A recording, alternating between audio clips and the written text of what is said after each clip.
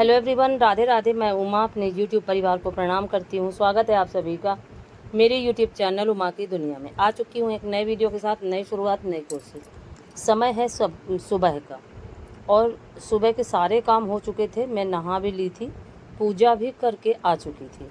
और अब सबसे जो पहला काम था वो था दाल पीसना, क्योंकि लाइट का क्या होता है कोई भरोसा नहीं होता। हालांकि मेरी मिक्सी उससे इन्वर्टर से भी चल जाती है, क्योंकि इन्वर्टर थोड़ा सा बड़ा है हमारा, इसी वजह से। लेकिन फिर भी मैं हमेशा यही सोचती हूँ कि जितना कम से कम लोड पड़े इन्वर्टर में, ज़्यादा ही अच्छा रहता है, क्योंकि दाल पीसने में काफ़ी लाइट लगती है और मिक्सी क्या है, लोड भी बहुत ज़्यादा लेती है। तो जो दाल मैंने शाम को फुलाई थी वो देखिए मैंने पीस ली, चने की दाल और उड़द की दाल। और ये जो रात में मैंने पका के छोड़ी थी दाल चने की, उसको देखिए भर रही हूँ इसी ग्राइंडर में धुल के। ग्राइंडर को अच्छी तरह से धुल दिया था और उस दाल में मसाले वगैरह सब कुछ मिला दिए थे। अजवाइन, हरी मिर्च और हींग, जीरा सभी कुछ डाल दिया था और दोनों को पीस के रख लिया था मैंने। अब बारी थी खोया। तो खोया मैंने थोड़ी देर पहले ही फ्रिज से निकाल के छोड़ दिया था।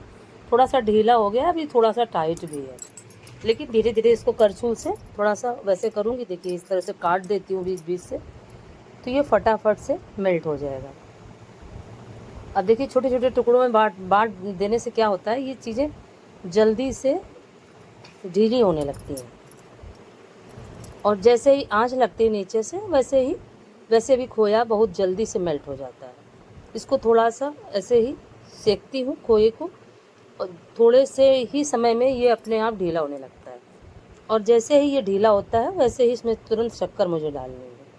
और इधर क्या है, ये जो कढ़ाई है ये इतनी ज़्यादा खिसकती है कि जैसे ही इसको एक हाथ से करने लगो वैसे ही तुरंत खिसकने लगती है। ये तो कहिए कि मेरा हाथ काफ़ी सधा रहता है। मुझे आइडिया है, चूँकि अपनी चीज़ों का सभी को आइडिया होता है, मुझे आइडिया है कि ये बहुत जल्दी से खिसक जाती है, और जबकि वेटेड भी है तब भी।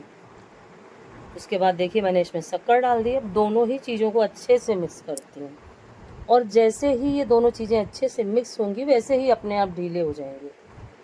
खोया बिल्कुल ढीला हो जाएगा। और उसके बाद मुझे थोड़ा सा भोग के लिए निकालना था, इसलिए और भी ये चीज़, नहीं तो दाल और शक्कर मैं एक साथ डाल देती, लेकिन मैंने सोचा था कि मौस्या है, आज भगवान को भोग भी लगा देती हूँ। और जब हम कोई भी चीज़ बनाते हैं तो हमें ये लगा करता है कि हम अपने प्रभु को ज़रूर खिलाएं। और ये देखिए कटोरी में भोग के लिए मैंने थोड़ा सा खोया निकाल के अलग छोड़ दिया, और जो ये दाल मैंने रात में भून के रखी थी उसको पीस के अब देखिए इसमें मैंने डाल दिया। और ये भुरभुरी जैसी हो जाती है दाल, जब इस तरह से पका के पीसो तो भुरभुरी जैसी हो जाती है और अच्छे से पिस भी जाती है। और फूली हुई दाल उतने अच्छे से नहीं पिस पाती, उसमें बहुत समय लग जाता है, और ये जल्दी से पिस भी जाती है। और ये देखिए उसके बाद मैंने खोए शक्कर में इस दाल को अच्छे से मिक्स कर दिया, और अब इसे छोड़ देती हूँ।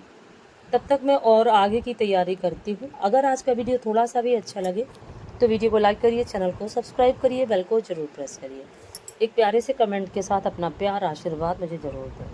और क्या होता है कि अगर हम ये सब तैयारियाँ शाम के समय से कर लेते हैं तो सुबह का जो समय होता है वो बच जाता है और हमारे काम जल्दी से हो जाते हैं। लेकिन कल क्या था कि दोपहर में मैं लिपाई कर नहीं पाई। क्या, वीडियो वगैरह का काम करते करते और घर का काम करते करते ही शाम हो जाती है। तो फिर शाम के समय मैंने लिपाई करी, फिर सारा काम फिर से शाम का हो जाता है। इसी वजह से ये सारी तैयारी मैं रात में नहीं कर पाई, तो अब मुझे ये सब इतने समय करनी पड़ रही। तो देखिए ये आटा ले लिया मैंने छन्नी से छान के। अब उसके बाद छोटा सा टुकड़ा एक ले लिया कपड़े का, और इसको कपड़े से भी खूब अच्छे तरीके से छाना, जिससे कि ये बिल्कुल मैदे के जैसा हो जाए। और मैदे से बनाने में क्या होता है, टेस्ट अच्छा नहीं आता, उसमें सौंधापन नहीं रहता। और फिर देखिए ये मैंने चूल्हा निकाल लिया था, क्योंकि आज मैं खाना चूल्हे में बनाऊंगी।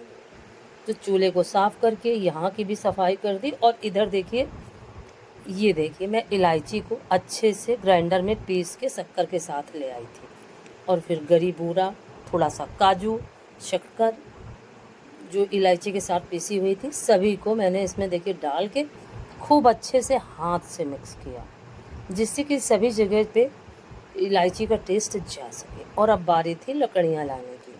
तो जब अंदर कोठरी के अंदर जाओ तो थोड़ा सा डर जैसा लगता है, तो मैं फ़ोन अपने साथ में लेके गई थी। छोटे छोटे टुकड़े लकड़ियों के निकाल के ले आई, और अरहर की लकड़ियाँ छत पे रखी हुई हैं।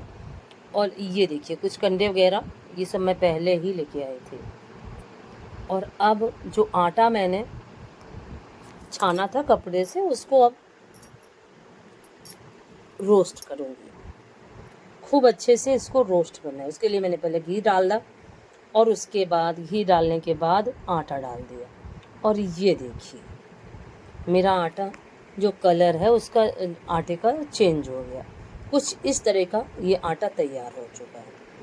और इसी तरह से अगर आप बनाएं तो बहुत अच्छा, बहुत ही ज़्यादा टेस्टी सौंधा सा सीरा तैयार हो जाता है।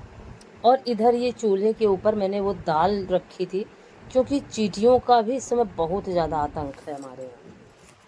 कुछ भी चीज़ आप छोड़ दो रख के, और इतना करने से भी फिर कुछ बात नहीं बनी। तो फिर जितनी जगह पे मैं खाना बना रही थी उसके चारों ओर फिर मुझे लक्ष्मण रेखा से रेखा बनानी पड़ी, जिससे कि मैं खाना को सुरक्षित रख सकूं। क्योंकि सभी चीज़ें मीठी थी, और मीठी चीज़ों में कोई भी चीज़ हो, ज़रा सा एक शक्कर का दाना भी गिर जाता है तो तुरंत ही चींटियाँ उसमें लग जाती हैं। और ये कंडे का टुकड़ा था जो टूट ही नहीं रहा था। काफ़ी देर परेशान रही, फिर मैंने पूरा का पूरा वैसे ही लगा दिया। और जब छोटी छोटी लकड़ियाँ हों, छोटे छोटे कंडे के टुकड़े हों, तो जल्दी से चूल्हा जलने लगता है। लेकिन क्या है कि जो अरहर की लकड़ियाँ हैं, इनकी वजह से चूल्हा बहुत जल्दी से जल जाता है और कोई दिक्कत नहीं होती है। और फिर देखिए ये छोटे छोटे टुकड़ों में करके ये अरहर वाली लकड़ियाँ मैंने इसमें लगा दी थी। और पहले क्या था, इन्हीं लकड़ियों से पूरा खाना बन जाया करता था, कंडे से और इन्हीं लकड़ियों से। अब धीरे धीरे सभी चीज़ें, दाल वगैरह अब हमारे क्षेत्र में होती ही नहीं है, बहुत कम होती है।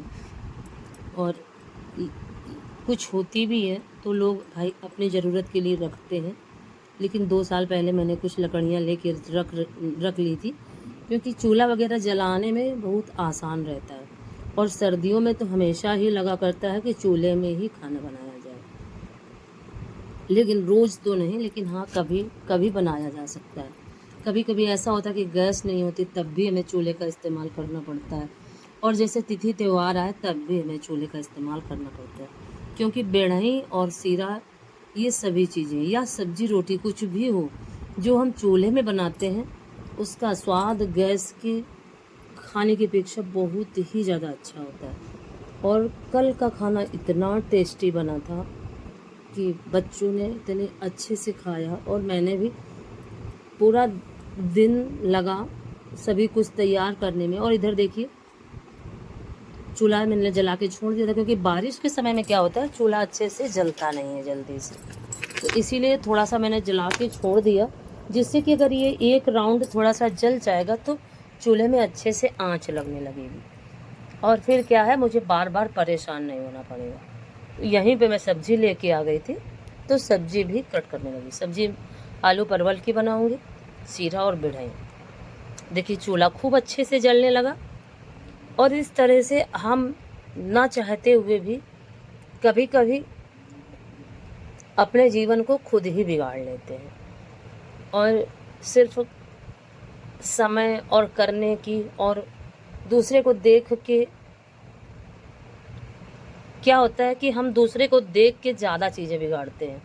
और पहले के समय में सभी के घरों में चूल्हे में खाना बना करता था। धीरे धीरे हम खुद से अपने आप को बिगाड़ते चले गए, और उस सारे रूटीन को बिगाड़ के रख दिया, और गैस के आश्रित हो गए, जो कि बहुत ही ख़राब चीज़ है।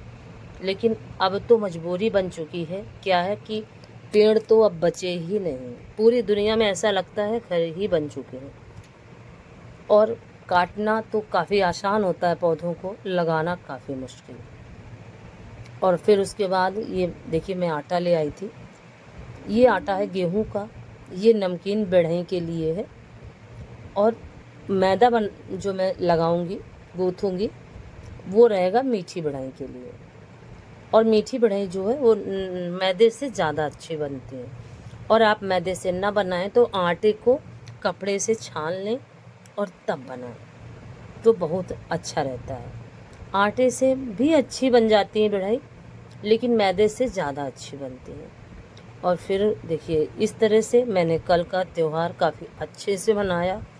कल दिखाऊंगी इससे आगे किस तरह से क्या किया मैंने, क्योंकि एक साथ पूरा वीडियो डालना संभव नहीं था। और कल फिर मिलती हूँ एक नए वीडियो के साथ। धन्यवाद।